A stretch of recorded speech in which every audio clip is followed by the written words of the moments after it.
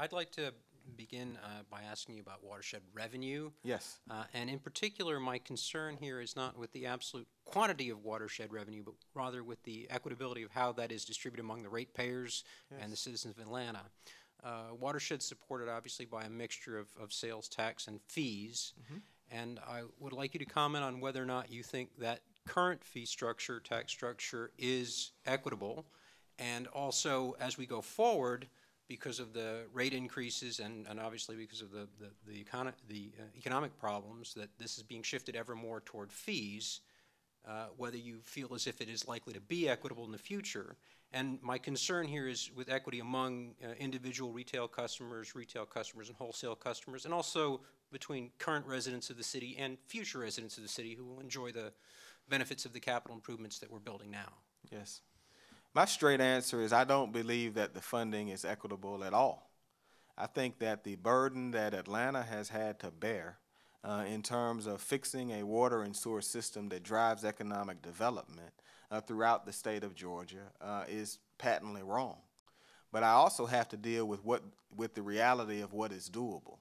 So, for example, when we were trying to share the burden, that's what we were trying to do when we wrote the legislation for funding of water and sewer. That was why the $500 million in low interest loans was the state's contribution. Allowing the 1% sales tax allowed people who visited Atlanta as a part of the contribution. But despite that formula and despite that effort, I think that today Atlantans share and carry too much of the burden for funding water and sewer right now. So that's how I come to the table. When we started talking about funding first $2 billion and then $4.1 billion in water and sewer overhaul, we had multiple conversations. We had conversations about getting federal support that candidly never materialized. We had conversations about getting state support and a menu of options, none of which at the state level have been doable. I happen to believe that we're at a moment in time right now that a mayor that has a strong relationship with the current administration should be on their forward foot about securing federal funds, which I believe is the most realistic tool available to really reduce rates for ratepayers. We have 2 additional water increases that are coming in the future at 6% and 7%. I would spend my time as mayor of Atlanta, along with other big city mayors who candidly have not received a lot of the $700 billion that has been spent by the president's administration thus far, and I would redouble our efforts in securing federal funding. But you were around at the time. When we were selling the water and sewer program, the notion was that we were going to come up with a significant portion of the money, and then at some time we were going to get help. Yeah, I think we can all agree that having funding come in from outside sources would be a wonderful thing. Yeah. But absent that, my question really is about the way that the cost burden is now distributed among those of us who are paying it. Sure. I know there have been some proposals to restructure that somewhat, either with the addition of a stormwater utility or with the institution of connection fees for the system. We're currently paying a drought surcharge, which doesn't seem to be going away anytime soon. Yes. And I wonder if you could comment on these other sorts of fee structures that have been proposed. Would you be in favor of them? Do you have other ideas for this? My comment would be this. What I'm prepared to do is to look at all of the options on the table. I'll be completely honest and tell you that today I am not familiar enough with the different proposals to take a position on which one is preferable to me. I have heard about the options, but I have not seen a deep and thorough enough review of the options to take a position where I am today. But I would be willing to put them all on the table in the light of day and lead a discussion so that we could come to a more equitable conclusion. Because what I do believe is the way that they're paid and divided and funded today is not working and is not the fairest way. So I don't want to duck the question, but I don't want to pretend to have knowledge about a proposal that I don't have knowledge about. As a ratepayer, I would like to feel comfortable, obviously, with my share, but also I would like to feel comfortable with the notion that the expenditures are truly justified. Sure. And so I'd like to ask you about some of the expenditures. And in particular, I'm interested in the diversion of funds, or I should say the transfer of funds from watershed management to other city departments and pseudo-city entities. In particular, I'm interested in the $30 million that was transferred to Atlanta Beltline, Inc. For the Clear Creek Reclamation Project. Do you believe that these sorts of transfers are justified? And if it were to come to your administration, would you be willing to endorse such things? I would not use those kind of transfers. I am not prepared to pass judgment on what they have done in the past because I was not involved in the deal, did not have knowledge of them, and don't understand them. What I'm prepared to go on the record today is to speak for myself and to take responsibility for myself. I will not engage in those kind of transfers because I believe that they are fundamentally unsound, and I don't believe that they are as transparent as they need to be, and I believe that they strongly suggest economic weakness. Whenever you're pulling from different pots of money that are not traditionally used to achieve an objective, that just makes me uncomfortable.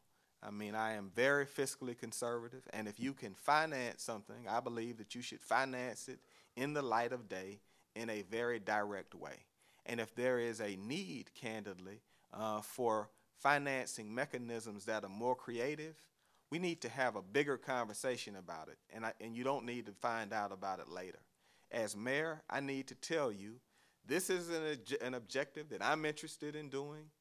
We cannot do it with the general fund of the city or a specific fund. Let me tell you what I would like to do, and let me try to persuade you. I think that's when a mayor is at their best, when they take their case to the public and rise or fall on it. But when the public finds out about transfers after the fact, I really do not care how noble the rationale was at the time. That is not something that I will do as mayor. But I want to be crystal clear. I don't know the people that were involved in these transfers, and I'm not passing judgment on them or the honor and dignity with which they did their job. But I'm telling you what I will do. Well, I appreciate that. Thank you.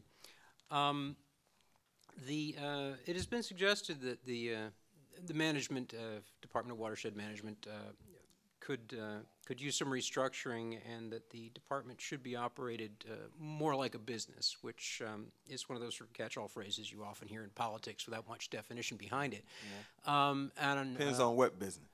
Yeah, I think it's operated very much like AIG these days. But I wonder if you could comment on whether or not you agree with that sentiment, and if so, how you would interpret that, as in what changes you might make to the structure of Watershed in order to guarantee that it would operate, in fact, more like a business. Well, I will tell you this. What I want to achieve is excellence.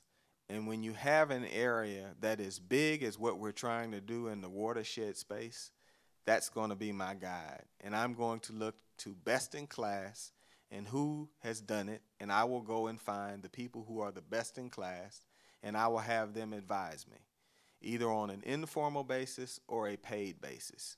Let me be completely candid with you as to why.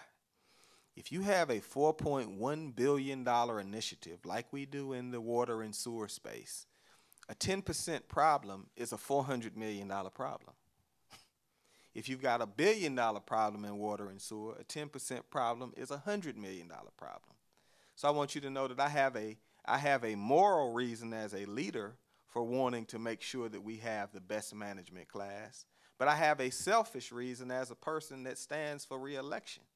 Nobody is going to blame me for a $400 million problem or a $200 million problem because I didn't have people who were competent enough and bright enough to administer a massive public program. I think that's what leadership is about. It's about the dual notions. One, always doing your very best for the public and the people who elect you and the ratepayers. But two, having political common sense and understanding that these mistakes in these areas could be devastating to your ability to lead this city effectively. And I intend to lead this city effectively. I'm going to try and sneak a very short one in if I can. Would you say that the management of watershed management is answerable to the administration or to the citizens of Atlanta directly? Oh, I think that every department is always answerable to the citizens of Atlanta and the mayor.